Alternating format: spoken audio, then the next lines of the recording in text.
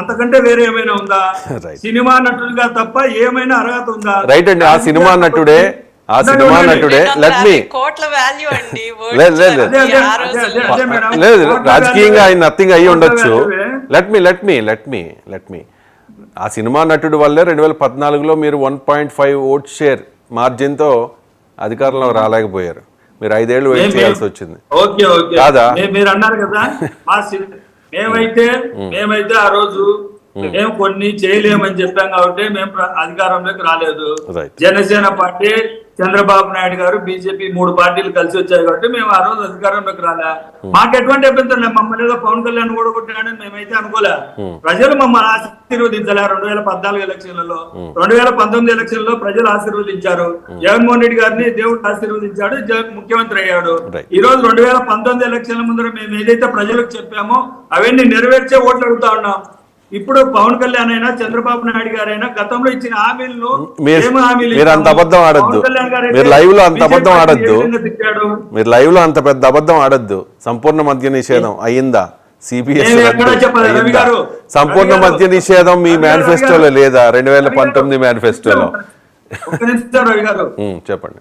మేము విడుదల వారిగా మద్యపాన నిషేధం చేస్తా ఉన్నాం. సంపూర్ణ మద్యపాన నిషేధం మేము ఎక్కడా చెప్పలేదు. ఈ విషయం మీరు పలు రకాలుగా ఏదో అబద్ధాలు మీరు నేను ఉన్నదే మాట్లాడతానండి. పవన్ కళ్యాణ్ తప్పు మాట్లాడినా నేను క్వశ్చన్ చేస్తానండి యాజ్ ఎ జర్నలిస్ట్. నేను అన్నది మీరు మేనిఫెస్టోలో పెట్టింది మద్య నియంత్రణ కాదండి, సంపూర్ణ మద్యపాన నిషేధం అండి. మీరు తర్వాత మార్చారు దాన్ని.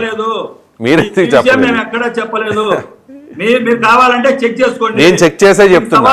నేను ఒక మాట మాట్లాడానంటే 10 సార్లు క్రాస్ చెక్ చేసుకుని మాట్లాడతాను. ఉండండి.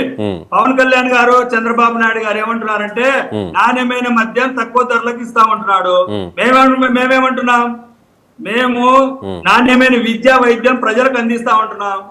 ఆలోచన ఇది. జగన్మోహన్ రెడ్డి గారి ఆలోచన నాణ్యమైన విద్యా వైద్యం, ఇంగ్లీష్ మీడియం స్కూళ్ళు, నాడు నేడు ద్వారా స్కూళ్ళను అభివృద్ధి చేయడం, హాస్పిటల్ అభివృద్ధి చేయడం, 17 మెడికల్ కాలేజీలు తీసుకురావడం మా బాధ్యత అనుకుంటున్నాం. వాళ్ళ బాధ్యత ఏమనుకుంటున్నారు? నాణ్యమైన మద్యాన్ని ప్రజలకు అందించాలని వాళ్ళ ఆలోచన ఉంది. రైట్ అండి. మీరు జనాలకు జబ్బులు బారిన పడే మద్యాన్ని సరఫరా చేశారు కాబట్టి వాళ్ళకి అందుబాటులో లేకుండా వాళ్ళ ఆర్థిక పరిస్థితి మీద కొట్టారు కాబట్టి, మీరు అమ్మ ఒడి అని చెప్పి నాన్న బుడ్డి ద్వారా దోచేశారు కాబట్టి వాళ్ళు చెప్తున్న మాట చెప్తున్నారు.